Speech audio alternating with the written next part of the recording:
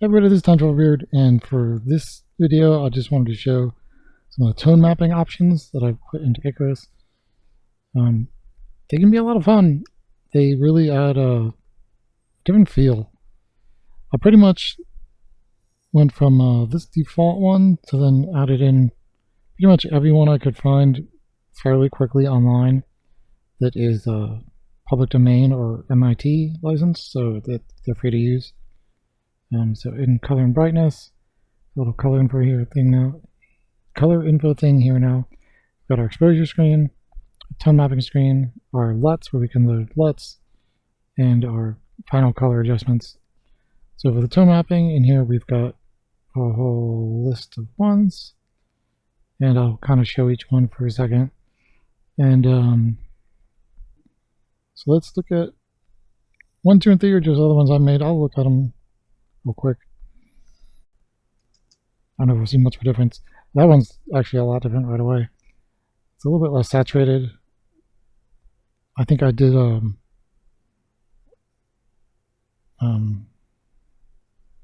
don't remember what I did with it, but I did something. Having a new display, because my other display broke and went to crap, is really making everything look so different that even the changes I made to the sky color feels so vibrant and different now than it looked to me like a few days ago. But then even the tone mapping changes it a lot. I'll show underground too, because some of these look way different underground. It's really interesting how much of a difference it can make. I think that changing the auto exposure range might help some of them look more how I'd expect.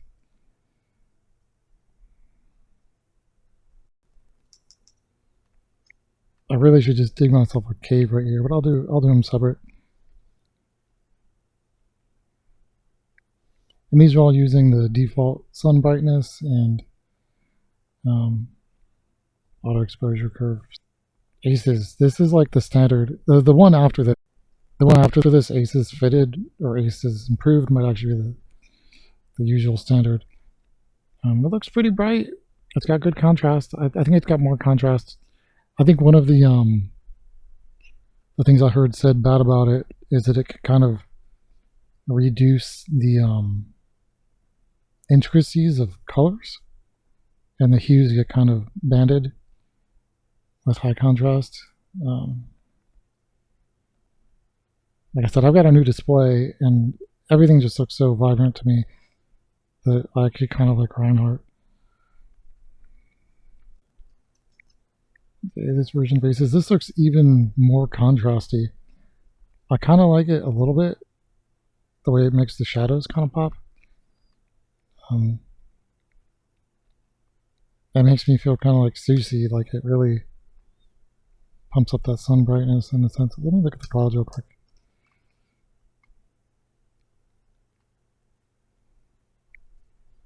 Such high contrast. Let's see what's next.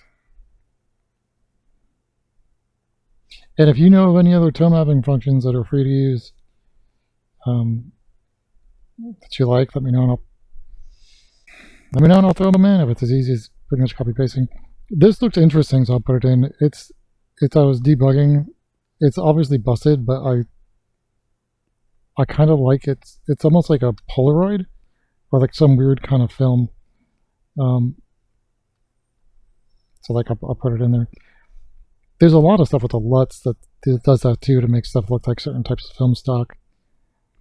But I have not really gone and made a collection of those for myself yet.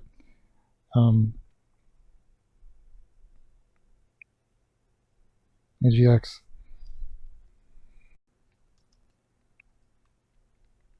Oh, that's interesting. It's like a little bit less saturated. It's got decent contrast. I kind of like the feel of it. It looks like we're getting into evening lighting. Let's get back to noon. Actually, I want some slant on the shadows.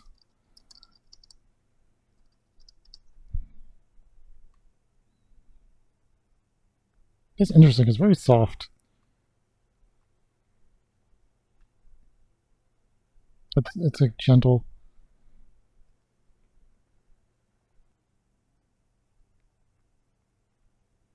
curved pretty much.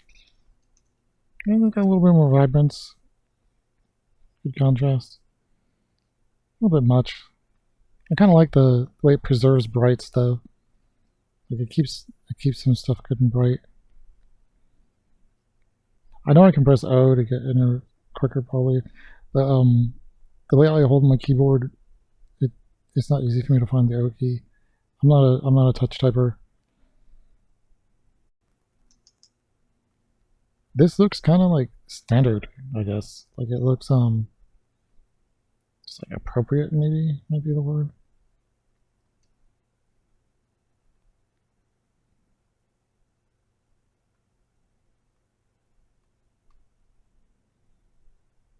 Like that looks like that, at least on my monitor. That looks like it just is what things are. Let's see. They mostly seem to work pretty good. Adjusting, like I said earlier, adjusting those ranges will change how these all look. Neutral. I think this one might have been from Kronos or somebody. I'm not sure, so don't quote me on that. This is very rich. Again, decently high contrast. I'm not sure what my favorite is or what I will default. For now, it's just going to stay defaulted on the one that I made, which is very basic. The default tone mapping just does a high pass filter pretty much. Like anything over a certain amount gets crunched down. It's not even curved. Reinhardt on my display actually looks very peaceful and nice. It looks a little bit not bright enough, so I would probably lower the exposure range so that the higher whites would get closer to blown out and maybe blow out a little bit. But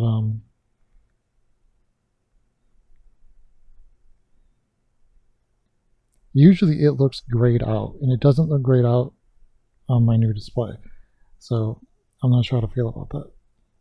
I might end up using it for me. Here's the Reinhardt Extended, which uses, you could set the whiteness value. It looks a little bit more colorful. I think having that whiteness value, since it puts a cap on it, it doesn't just stretch to infinity. So you keep more vibrance and color. It has more pop. I think we're getting into the essays. What's the essays? No, Uchimaru. I probably said that wrong. This guy had a blog and a paper or something. This is nice and vibrant. It looks like there's a good sense of orange, a good sense of contrast. It's more saturated. It's kind of got a good feel. And all of these look different too on the different cloud styles, because the bright blue of the sky, oh, it's kind of cloudy now, really changes the feel. So I'll show one of these with the other sky too. I'm not going to do all of them because that would just be too long of a video. This is already getting kind of long. I think, okay, Uncharted 2. And I didn't write all these implementations. These are from a consolidated source, which is listed in the stuff where somebody else went through and gathered together a bunch of these. There's a few I added that I wrote. There's a few I added that I found, but a lot of them are just or somebody else gathered them together. So his name is in the stuff.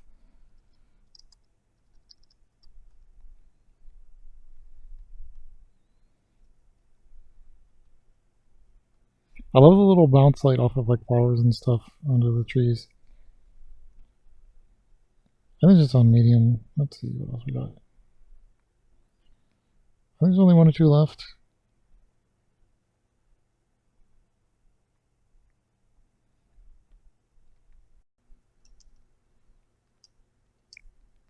This is very punchy. But it's fun, like even though the darks look dark, you can still see detail in them. But it definitely feels very high contrast.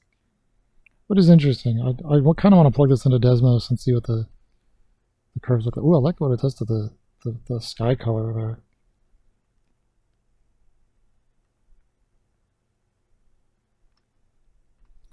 Okay, so let's look at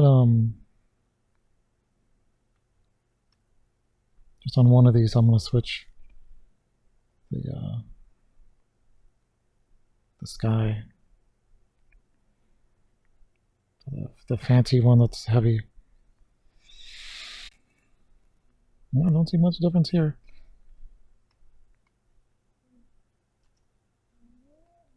It actually made it a lot brighter. I really want to put the other cloud shapes into this renderer because this renderer is so much better. It does all the underwater stuff. The water still looks kind of crap. I think with the beach waves, it looks okay though. And all the algae and stuff. I'm getting off topic though. Let's go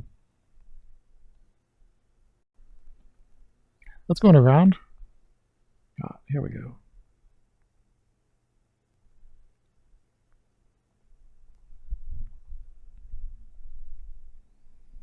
I guess I'm gonna walk around with them too.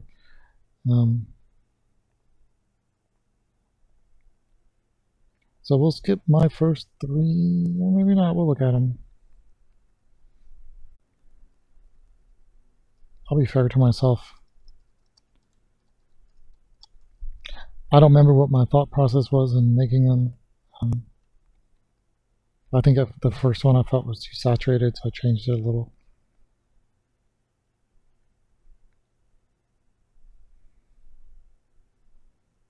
I'm going to rearrange that menu too.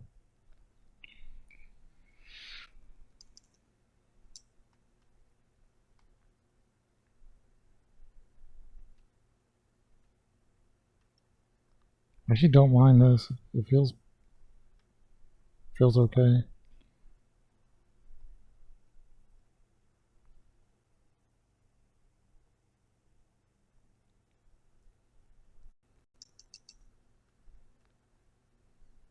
I'm not going to spend much on these ones I made because like I don't think there's that much to them. It's just I think they're fairly fast. They're not that. Ooh, that's kind of nice though.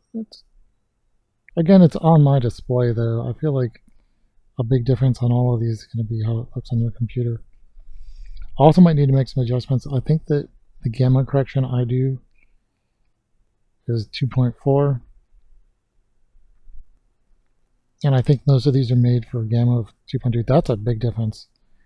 Aces versus mine, like, I don't know how much of that is because, like I said, I think my gamma is different. But that is insanely punchy and high contrast. It really ruins the, like the delicateness of the lighting. On my display anyway. And again, these might be formulated for a different setup. So I'll put that gamma to be able to switch it. That one's really high contrast too. That's kind of unbelievably high contrast. There's ways it looks cool, but it reminds me of like the original Tomb Raider game on PlayStation, but on like a bad TV.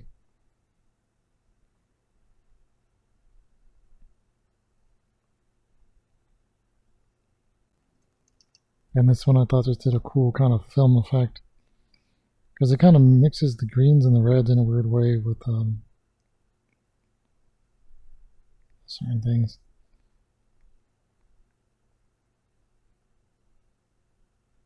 I will have the muscle memory soon. Let's see.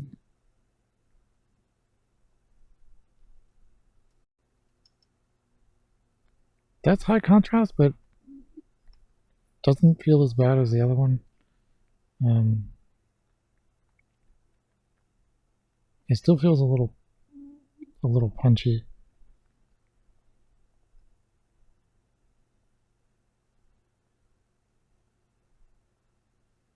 I'm gonna move some of these buttons to redesign this stuff because I don't like the layout. So all this muscle memory I'm giving myself is gonna go away. This also looks very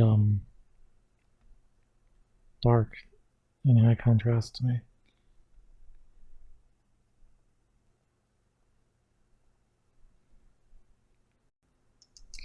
I guess it makes sense because like they all punch up in like a certain range, and they might need the auto exposure adjusted for them. Because like this one doesn't look as punchy. I guess if they've all got an S curve, maybe some of them are steeper with how they place it. So I don't think at all that this is like a fair full like review of these. It's just like what they look like with everything else default. Like I said, if you change just this, it'll adjust a lot. Probably like I guess that's how it is because it's trying to fit a bunch of stuff in. Like a lot of these. I know this one seemed kind of high too.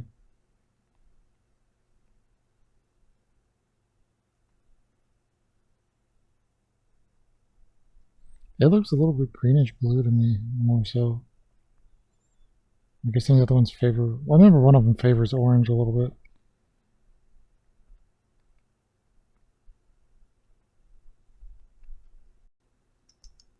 This is usually the least saturated.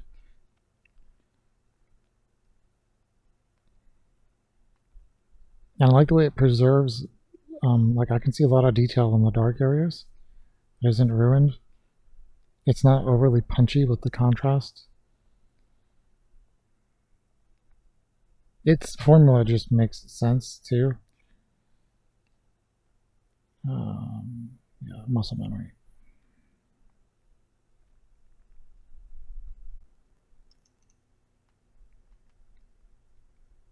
Okay, this one is a little bit blacker in the dark areas, so I can't really see as much detail there.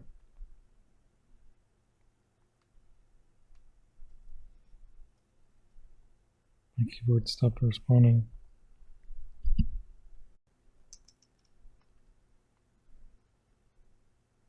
And very black blacks, pretty high contrast. So I feel like a lot of them up the contrast.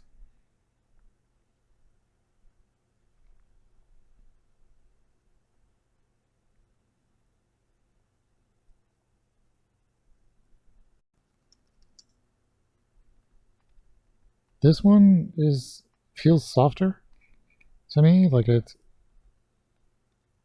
doesn't feel like it's overdoing it. But I feel like I'm losing the detail in the darkness. But it doesn't feel like overly saturated, but it feels like it still has a little bit of extra contrast in the brightness.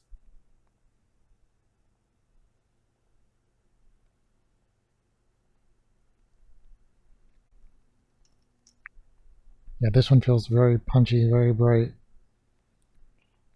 and very dark in the darks.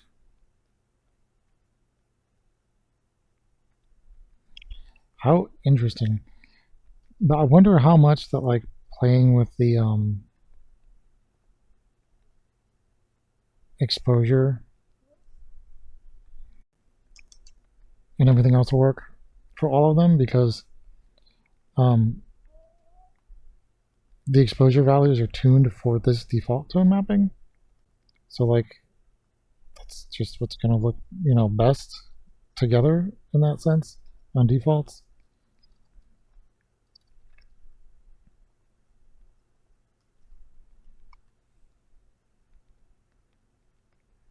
Oh, we got a whole bunch of stuff going on right down here. We missed out. I'll look at this with one or two of them. Man, look at that.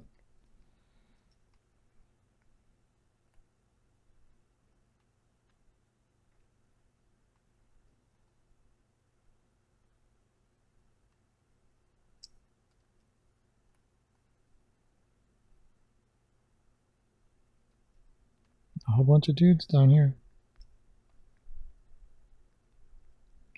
Let's try them out with one. Let's see.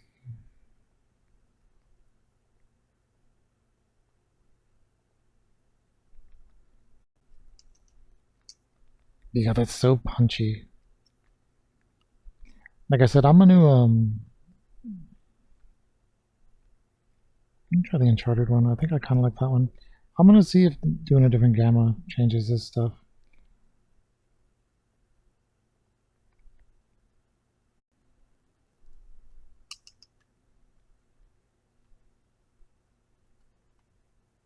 Oh, they almost got us. Alright, so that's this video. That's looking at the tone mapping options and trying to form an opinion on them and just see how they work. And again, let me know if you got a favorite. And let me know if there's any other ones that are good for putting in stuff, and I'll add some more and get some more good spooky stuff. But have a good week, everybody, and I'll talk to y'all soon.